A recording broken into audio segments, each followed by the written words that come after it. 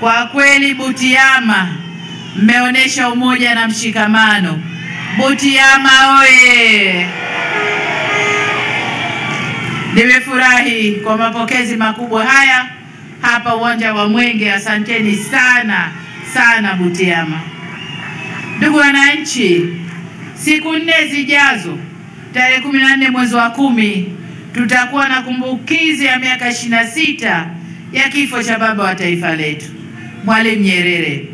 Tunapozungumzia baba wa taifa, hatuwezi kumtenganisha na misingi ya kiitikadi na kifalsafa iliyojengwa au aliyojengea nchi yetu, ambayo ilibebwa na dhana kama vile uhuru na umoja, uhuru na kujitegemea, uhuru na kazi, uhuru ni wajibu au na wajibu, na dhana nyingine muhimu za kiitikadi ambazo alikuwa akizitoa kila baada ya muda kuijenga nchi yetu na kuleta umoja na mshikamano wa nchi yetu.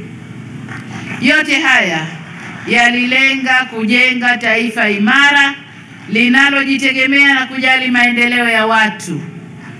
Alisisitiza kwamba maendeleo yote yenye maana hayana budi kuwalenga watu.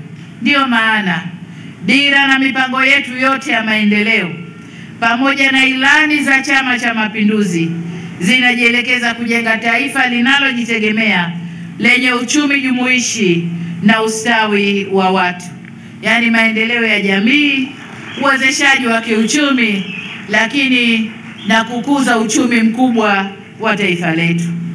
Ninafurahi pia kuwa utekelezaji wa shughuli za maendeleo tumeweza kutekeleza miradi mikubwa ya utawala bora na inayotoa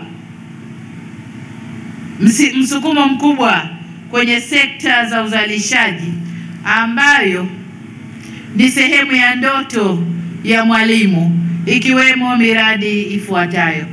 Kwanza, amesema mwenezi wetu hapa, tumetekeleza ndoto kubwa ya Mwalimu ya kuhamia Dodoma. Hili ni swala la utawala bora. Tuliamua miaka ile kwamba makao makuu yetu ya nchi yatakuwa Dodoma. Tumechelewa kidogo, lakini kuanzia awamu ya 5 na hii ya 6 tumekamilisha uhamiaji wa serikali na kuifanya makao makuu iwe Dodoma. Mihimili yote mitatu ya serikali tayari iko Dodoma. Bunge lilitangulia, serikali tukafuata, na mahakama mwaka 24 mwishoni na yenyewe imefika Dodoma.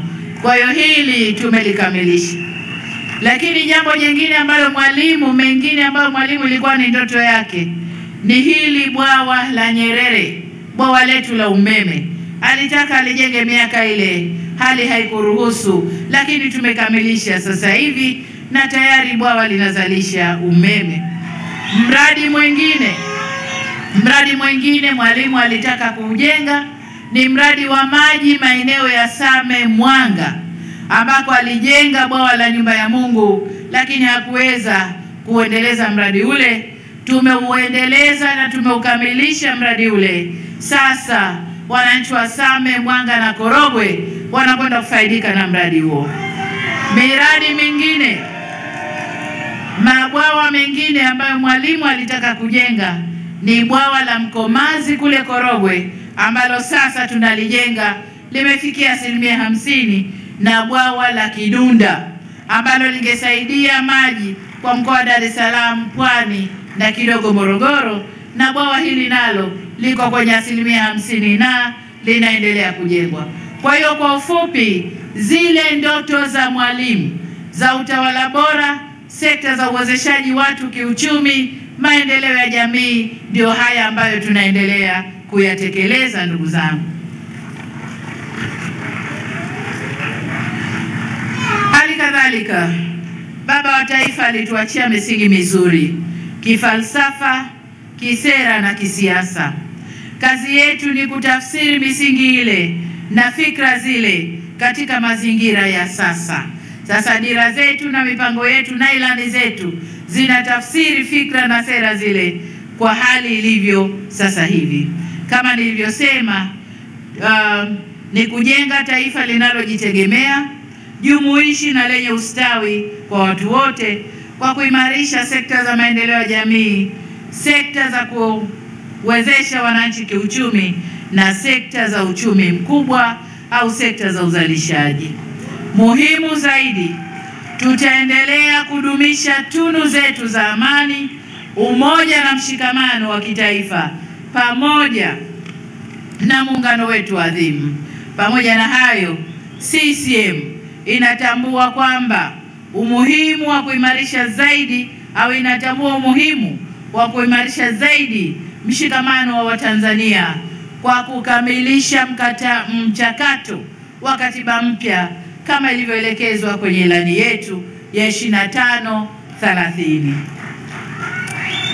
Haya ni matakwa ya makundi mbalimbali ya Watanzania kwa nyakati tofauti. Tulijaribu wakati wa awamu ya 4, mchakato haukukamilika. Awamu ya 6 tunakwenda kuendeleza mchakato huo. Aidha, kama walivyofanya waasisi na wazee wetu, nasi tutaendeleza kulinda nafasi ya Chama cha Mapinduzi katika kuyasimamia yote haya kwa maslahi mapana ya Watanzania, kwani baba wa taifa letu alisema, bila CCM madhubuti nchi yetu itayumba, na hatukubali nchi yetu iumbe kwa kisingizio chochote kile. CCM oye! CCM oye! Ndugu zangu wa Butiama, kwanza nimpongeze mgombea ubunge ndugu Mahera kwa kupata nafasi hiyo, lakini pili nimshukuru Mahera. Alikuwa naibu katibu mkuu wangu, mtendaji mzuri sana, kwa hiyo nampongeza. Lakini namshukuru kwa kuchukua muda kueleza yale ambayo tumeyafanya ndani ya wilaya hii katika sekta ya afya, maji, elimu na umeme na mambo mengine ya kilimo na vyuo. Lakini nataka niwaambie kwamba awamu ya 2, awamu ya 6, mkitupa ridhaa yenu na mkituchagua, tunakwenda kuendeleza yale kwa kasi ile. Pale ambapo maji hayajafika, tahakikisha maji yanafika. Pale ambapo umeme haujafika, tahakikisha umeme unafika. Pale ambapo shule hakuna, nyumba za walimu hakuna, tunakwenda kufanya hivyo. Na pale ambapo huduma za afya ziko mbali, tutazisogeza kwa karibu. Kwa tutaendelea kwa kasi ile.